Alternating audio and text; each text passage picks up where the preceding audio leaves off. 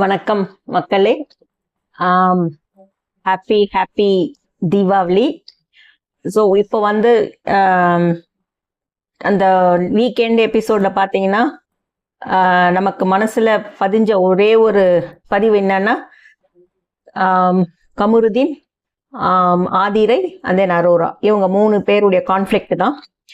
So first of all இந்த big பாஸ்ன்றது வந்து மக்கள் நமக்கு வந்து இது வெறும் ஜஸ்ட் டைம் பாஸ் தான், ரைட்டுங்களா? ஆனால் டைம் பாஸ் யூடியூபர்ஸ்க்கு கொஞ்சம் வருமானம் வரும், ரைட்? அவ்வளோதான். ஸோ ஒன்ஸ் இந்த பிக் பாஸ் முடிஞ்சிடுச்சுன்னா நம்ம பாட்டுக்கிட்டு நம்ம அடுத்த வேலையை பார்த்துக்கிட்டு போயிட்டே இருப்போம், ரைட்டுங்களா? பட் பிக் பாஸ் கண்டஸ்டன்ஸ்க்கு இது அந்த மாதிரி கிடையாது. இது அவங்களுடைய ஃபியூச்சர். எல்லாருமே சொல்கிறாங்க, நான் இந்த இடத்துக்கு வரத்துக்கு எவ்வளோ கஷ்டப்பட்டேன் தெரியுமா, அவ்வளோ ஈஸியாக நான் வரல, அப்படி இப்படின்னு சொல்கிறாங்க, ரைட்டுங்களா? ஸோ அவ்வளோ கஷ்டப்பட்டு வந்து ஏன் இப்படி பண்ணுறாங்க? ஸோ இது வந்து இந்த கான்ஃப்ளிக்ட்டுக்கு தவறு யார் மேலே? ஆதிரை மேலேயா, அரோரா மேலேயா, இல்லை கமருதீன் மேலேயா? ஸோ அப்படின்றது தான் நம்மளுக்கு ஃபஸ்ட்டு நான் சொல்லணும்னு நினைக்கிறது. பட் ஆக்சுவலி ஃபேக்ட் என்ன நடந்துச்சுன்னு நம்மளுக்கு தெரியணும், கரெக்டுங்களா? ஸோ என்னன்னு பார்த்தீங்கன்னா, கமருதீன் வந்து அரோரா கிட்ட ஐ திங்க் ப்ரொப்போஸ் பண்ணியிருப்பாருன்னு நினைக்கிறேன், இன்டைரக்டாக. ஐ மீன், என்ன கல்யாணம் பண்ணிக்கிறியான்னு கேட்டிருக்காருன்னு நினைக்கிறேன். ஸோ அதுவே இன்டைரக்டான ப்ரொப்போஸ் தான். ஸோ நான் கேட்கணும்னு நினைக்கிறது ஒன்று மட்டும்தான், கண்டதே காதல் அப்படின்னு சொல்லுவாங்க. பட் இந்த காலம் அப்படி கிடையாது. ஏன்னா இப்பெல்லாம் அவ்வளோ ஷார்ப்பாக, எல்லாருமே ஷார்ப்பாக இருக்காங்க. ஸோ அவங்க பிக் பாஸ்க்கு வந்து ஹார்ட்லி 2 வீக்ஸ் ஆயிருக்கு. ஒரு 2 வீக்ஸ் ஆன ஒரு இந்த குறுகிய டைமில் எப்படி அவருக்கு லவ் வந்துச்சு? அவர் எப்படி உடனே போய் என்னை கல்யாணம் பண்ணிக்கிறியான்னு கேட்டால் எந்த பொண்ணு ஓகே சொல்லும்? ஸோ அது முதல் தவறு. ஏன்னா இது வந்து அப்படி பார்த்தீங்கன்னா அவர் எப்படி அப்படி கேட்டார்னு எனக்கு தெரியல. ஸோ அடுத்தது வந்து அரோரா, அதை வந்து அவர் தனியாக தான் கேட்டிருப்பார். ஒன்று ஓகேன்னா ஓகே சொல்லியிருக்கணும், இல்லையா எனக்கு டைம் கொடுன்னு சொல்லியிருக்கணும், ரைட்டுங்களா? இது ரெண்டு. அப்படி இல்லைன்னா டைம் எடுத்துட்டு சொல்லியிருக்கலாம். அதை விட்டுட்டு எதுக்கு இவங்க ஆதிரை கிட்ட போய் ஒரு சஜஷன் கேட்டிருப்பாங்க? எனக்கு தெரிஞ்சு அவன் என்கிட்ட இந்த மாதிரி கல்யாணம் பண்ணிக்கிறியான்னு கேட்டான், நான் டைம் கொடுன்னு சொன்னேன் அப்படின்னு சொல்லியிருப்பாங்கன்னு நினைக்கிறேன். இதில் எனக்கு ஃபஸ்ட்டு ஷாக் என்னன்னா, அப்போது துஷார் அவன் என்னன்னா, ஸோ எனக்கு புரியலங்க. சரி, நான் ஆதிரை என்ன பண்ணியிருப்பாங்க, அவங்க வந்து 2.5 இயர்ஸ் அவங்க கூட வந்து சீரியல் நடிக்கும் போது ட்ராவல் பண்ணியிருப்பாங்கன்னு நினைக்கிறேன். ஸோ அவங்க கிட்ட சொல்லியிருக்காங்க. நான் என்ன கேட்குறேன்னா, இது ஃபுல் அண்ட் ஃபுல் அரோரா உடைய பர்சனல், ரைட்டுங்களா? ஸோ அவங்களுக்கு எஸ்ன்னா எஸ் சொல்லட்டும், நோனா நோ சொல்லட்டும். இந்த பொதுவாக அரோரா மட்டும் இல்லைங்க, எந்த ஒரு பெண்மே யாராவது ப்ரொப்போஸ் பண்ணாங்கன்னா உடனே போய் ஃபஸ்ட்டு ஃப்ரெண்ட்ஸுக்கிட்ட தான் சஜஷன் கேட்குறாங்க. அது ஏன்னு எனக்கு தெரியல. ஏன் பேரண்ட்ஸ் கிட்ட சஜஷன் கேட்க வேண்டியது? நான் என்ன ப்ரொப்போஸ் பண்ணிட்டா நான் எஸ் சொல்லட்டோமா நோ சொல்லட்டோமான்னு கேட்பீங்களா? இல்லை. ஸோ அதே மாதிரி தான் ஏன் ஃப்ரெண்ட்ஸ் கிட்ட கேட்கணும்? அதுவும் இந்த கேர்ள்ஸ்லாம் வந்து ஃப்ரெண்ட்ஸ் கிட்ட கேட்டாங்கன்னா 99.9% அந்த பொண்ணுங்க கூட இருக்கிற ஃப்ரெண்ட்ஸுங்க வேண்டான்னு தான் சொல்லுவாங்க, கரெக்டுங்களா? ஸோ அப்படி இருக்கும்போது ஏன் அப்படின்னா, சம்டைம்ஸ் இட் ஹேப்பன்ஸ். ஸோ அதனால் அவங்க எஸ்ஸு பரவாயில்ல நல்ல பையன்தான் பண்ணலாம் அப்படின்னு சொன்னால் கண்டிப்பாக அப்போ தான் இவங்க யோசிக்கணும், கரெக்டுங்களா? ஸோ அதனால் அது கேட்டதே தப்பு. அடுத்தது வந்து ஆதிரை அவங்க தான் வந்து கேட்டாங்கன்னா இது உன் பர்சனல், ரைட்? நீ டிசைட் பண்ணு. ஆக்சுவலி நம்ம வந்து 2 வீக்ஸ் தான் ஆச்சு. ஸோ இதுக்குள்ளே நீ வந்து சொல்லணும்னு அவசியம் கிடையாது. லெட் டைம் பாஸ், டெஸ்ட் போட்டோம், அதுக்கப்புறம் நீ பழகிட்டு அதுக்கப்புறம் உன் முடிவை சொல்லு அப்படின்னாவது சொல்லி விட்டுருக்கலாம். ஸோ அதை சொல்லாமல் அவன் எல்லார்கிட்டையும் கல்யாணம் பண்ணிக்கிறியான்னு தான் கேட்பான் அப்படின்னு சொல்லியிருக்குது, அதுவும் தப்பு. ஸோ ஆக மொத்தத்தில் பார்த்தீங்கன்னா, அவுட்லைனாக பார்த்தா அவங்கவுங்க பாட்டுக்கு அவங்கவுங்க ஒவ்வொரு தவறு பண்ணாங்க. ஆனால் 3 பேருமா சேர்ந்து பண்ண ஒரு தப்பு என்ன தெரியுங்களா? இதை வந்து பிக் பாஸ் டோட்டலி பார்த்தீங்கன்னா இது வந்து ரியாலிட்டி ஷோ வேர்ல்டு வைட் பார்க்குறாங்க, ரைட்டா? ஸோ இதை வந்து அங்கேயே உட்காந்து டிஸ்கஸ் பண்ணுவீங்க? அதுக்கு அரோரா சொல்கிறாங்க, நாங்கள் மைக்கை கைட்டி வச்சுட்டு தான் நாங்கள் பேசணும் அப்படின்றாங்க. Your honour Bigg Boss Vijay Sethupathi, please இதை கொஞ்சம் நோட் பண்ணிக்கோங்க. ஸோ இது ஒரு விதி மீறல், ரைட்டா? நாங்கள் அதை எடுத்து வச்சுட்டு தான் பேசணும். ஆனால் அவன் அப்படி பண்ணுவான்னு எதிர்பார்க்கல. நான் சொன்னேன்னே தவிர அவன் என் மேலே ப்ராமிஸ் போட்டு யார்கிட்டையும் சொல்லாதேன்னு சொன்னேன். எப்போ ஒருத்தர் வந்து ஏதோ ஒன்று சொல்லிட்டு யார்கிட்டையும் சொல்லாதேன்னு சத்தியம் வாங்குறீங்களோ அப்போவே தெரிஞ்சு போச்சு நீங்கள் யாருக்கோ என்ன சொல்கிறது துரோகம் பண்ணுறீங்கன்னு அர்த்தம். ஐ மீன், யாரோ உங்களை நம்பி சொன்னதை நீங்கள் மற்றவங்ககிட்ட சொல்லிட்டீங்க, அது உங்களுக்கே தெரியுது தப்புன்னு, அதனால தான் ப்ராமிஸ் வாங்குறீங்க. அது வேற என்ன, ப்ராமிஸ் வாங்கிட்டு தலையெல்லாம் அடிச்சுட்டு சொல்லிட்டான் அப்படின்னு சொல்லி நிறுத்துறதோடு இல்லாமல் ஐயோ என் மேலே வேற சத்தி வச்சுட்டானே எனக்கு என்ன ஆக போதோன்னு வேற பேசுகிறாங்க. ஸோ எனக்கு அது என்னன்னு தெரியல.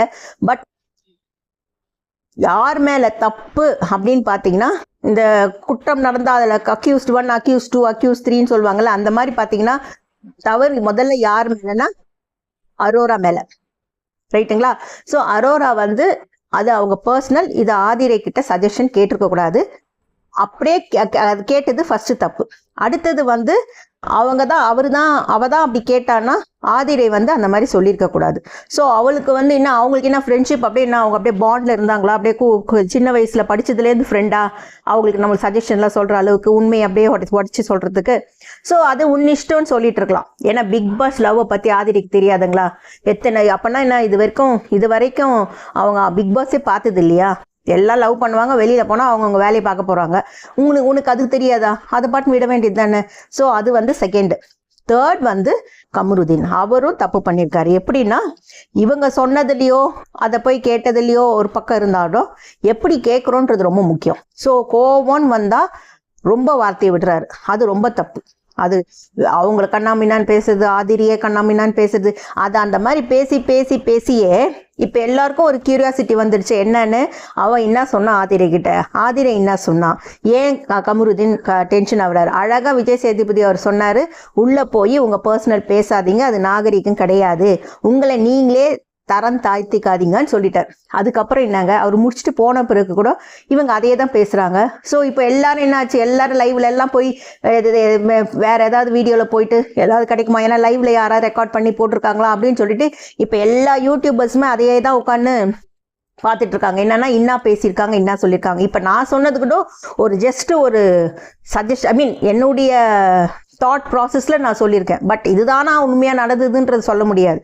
பட் இது வந்து ரியாலிட்டி ஷோல பிக் பாஸ்ல பேசிருக்க கூடியது அல்ல. அது ஏன் இப்படி பண்ணாங்க? அப்படி இருக்கும்போது அவங்க எல்லாருக்கும் ஒரு ஃபியூச்சர், வெளியில வந்தா ஒரு ஃபியூச்சர்ன்றாங்க.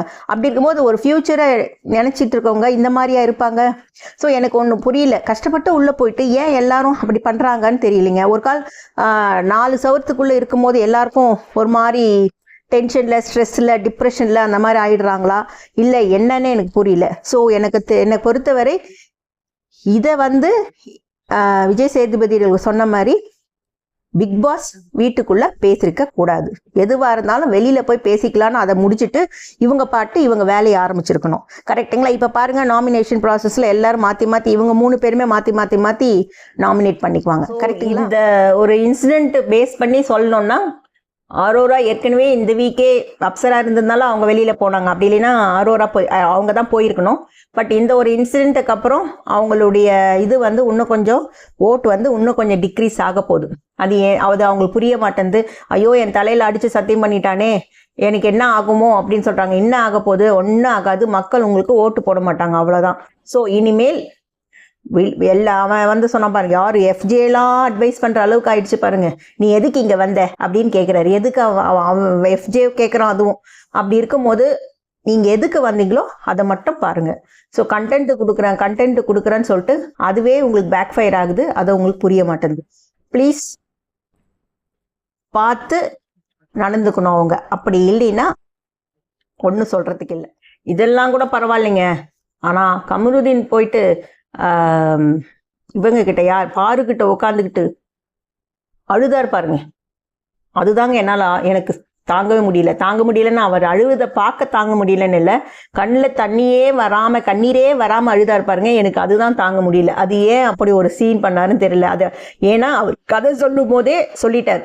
ஆதிரை வந்து இன்டைரக்டா எனக்கு ஃபர்ஸ்ட் ஒன் லவ் வந்துச்சு, அதுக்கப்புறம் நான் மீடியாவில் இருக்கேன்ட்டு அவங்க பேரண்ட்ஸ் வேண்டான்னு சொல்லிட்டாங்கன்னு பிரேக் பண்ணிட்டு போயிட்டாங்க. அதுக்கப்புறம் சீரியல்ல ஒரு பொண்ணு நான் லவ் பண்ணேன் அப்படின்னு சொல்லிட்டு அது ஆதிரையை பார்த்து பேசி ஏதோ ஒன்று பண்ணாங்க. நம்மளுக்கு அவங்களுக்குள்ள அது புரிஞ்சிச்சு, சிரிச்சாங்க. ஆனால் நமக்கு அது நல்லா புரியல.